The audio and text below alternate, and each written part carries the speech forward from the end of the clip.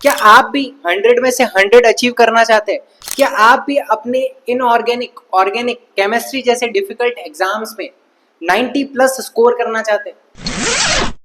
Hello everyone, मेरा नाम है मोहिदीन और आज हम बात करने वाले हैं कुछ ऐसी स्ट्रेटेजीज के बारे में जिसको फॉलो करके आप 90 प्लस, 95 या 100 आउट ऑफ 100 स्कोर बड़े ही आराम से कर सकते हैं। मैंने अपने एमएससी और बीएससी के अंदर बहुत बार 90 प्लस स्कोर अचीव किए, तो मैं ये बताने के लिए बिल्कुल कैपेबल हूँ कि 90 प्लस स्कोर लाया कैसे जाता है। सबसे पहले हम उस स्ट्रेटेजी की बात करते हैं जो मैंने खुद पर्सनली फॉलो करी है। सबसे पहली स्ट्रेटेजी का नाम है RQR स्ट्रेटेजी। RQR स्ट्रेटेजी का मतलब क्या होता है उसको समझते हैं। सबसे पहले RQR स्ट्रेटेजी में सबसे पहला जो R है उसका मतलब होता है रिसोर्स, कि आपको किस रिसोर्स से पढ़ाई करनी है। सबसे ज्यादा इंपॉर्टेंट चीज वो होती है कि आप कहाँ से पढ़ रहे हो। क्या आप सेल्फ स्टडी कर रहे हो, क्या आपने कोई कोचिंग ज्वाइन की हुई है, या फिर आप किसी के नोट्स से पढ़ रहे हो, क्या आप किसी यूट्यूब वीडियो से पढ़ रहे हो। आपका रिसोर्स क्या है, that is very important thing.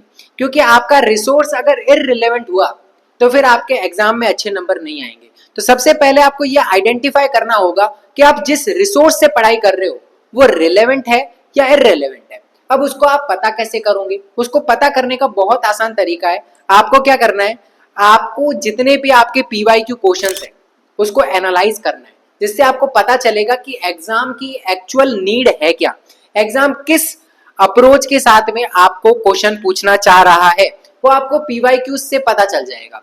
तो आपको जैसे ही पीवाईक्यू से पता चलेगा फिर आप उस कंटेंट को देखना जिसको आप फॉलो कर रहे हो, क्या उससे आपके क्वेश्चन हो रहे हैं। अगर क्वेश्चन हो रहे हैं तो वो कंटेंट आपके लिए बिल्कुल रेलेवेंट है, और अगर नहीं हो रहे तो वो कंटेंट आपके लिए बिल्कुल बेकार है, इररेलेवेंट है, आपको उसे तभी छोड़ देना चाहिए। तो सबसे पहली चीज है आपका रिसोर्स रेलेवेंट होना चाहिए। दूसरा जो हमारे पास में RQR स्ट्रेटेजी में क्यों होता है उसका मतलब होता है क्वेश्चन प्रैक्टिस, यानी कि आप रेलेवेंट क्वेश्चन प्रैक्टिस कर रहे हो कि नहीं कर रहे हो।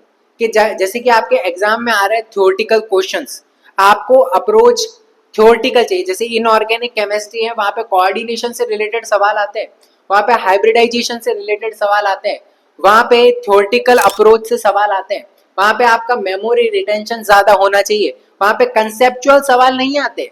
तो आपको कंसेप्चुअल क्लियरिटी तो वहां पे नहीं रखनी, लेकिन आपको मेमोरी रिटेंशन तो ज्यादा होना चाहिए। तो उस तरीके के क्वेश्चन की प्रैक्टिस करना आपके लिए बहुत ज्यादा इंपॉर्टेंट है, यानी कि आपका रिसोर्स अच्छा होना जरूरी है। दूसरी चीज है आपकी क्वेश्चन प्रैक्टिस हुई हुई जरूरी है, यानी क्वेश्चन आपको प्रैक्टिस करने होंगे अच्छे लेवल के, तभी आप किसी भी एग्जाम के अंदर अच्छे मार्क्स ला सकते हो।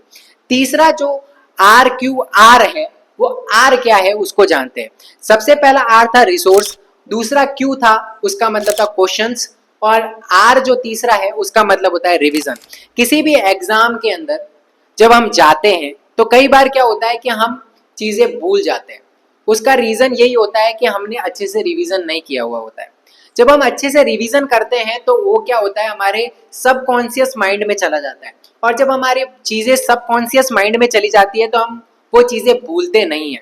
जब भी हम एग्जाम में जाए, हम अच्छे से अगर रिवीजन किया हुआ है तो हम काफी अच्छा एग्जाम दे करके आते हैं। तो रिवीजन करना बहुत ही ज्यादा इंपॉर्टेंट है हमारे लिए, क्योंकि रिवीजन जो होता है वो अगर हम करते हैं तो हम कभी भी चीजें नहीं भूलते और हम अपना 100% एफर्ट दे पाते हैं। तो ये थी स्ट्रेटेजी RQR स्ट्रेटेजी, जो कि हर कोई टॉपर फॉलो करता है जिसके 95 या 100 आउट ऑफ 100 आए हुए होते हैं।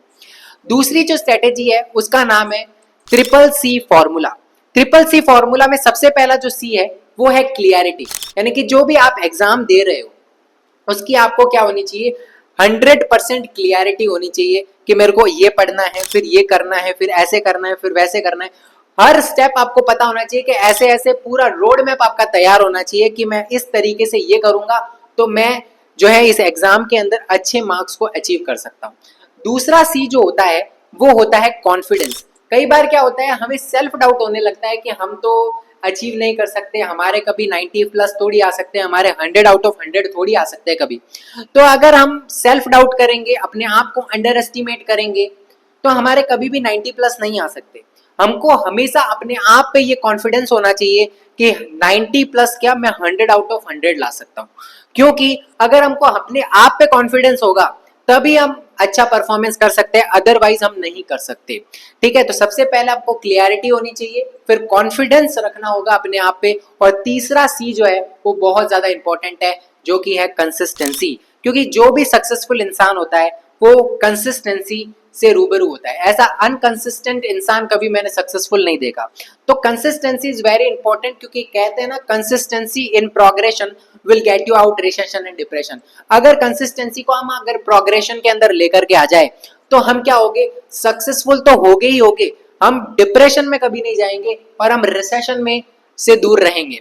तो हमको कंसिस्टेंट रहना है, यानी कि ट्रिपल सी फॉर्मूला ये कहता है कि हमको सबसे पहले किसी भी चीज की, अगर किसी भी फील्ड में हम जा रहे हैं, चाहे वो किसी एग्जाम को क्रैक करने के लिए जा रहे हैं, किसी बिजनेस फील्ड के अंदर जा रहे हैं, टीचिंग फील्ड के अंदर जा रहे हैं, कहीं भी जा रहे हैं, तो सबसे पहली चीज है क्लियरिटी।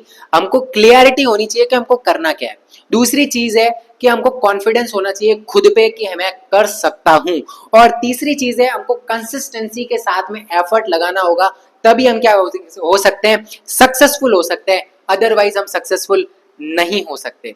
तो इसी बात के साथ में आज की बातों को मैं विराम देता हूं।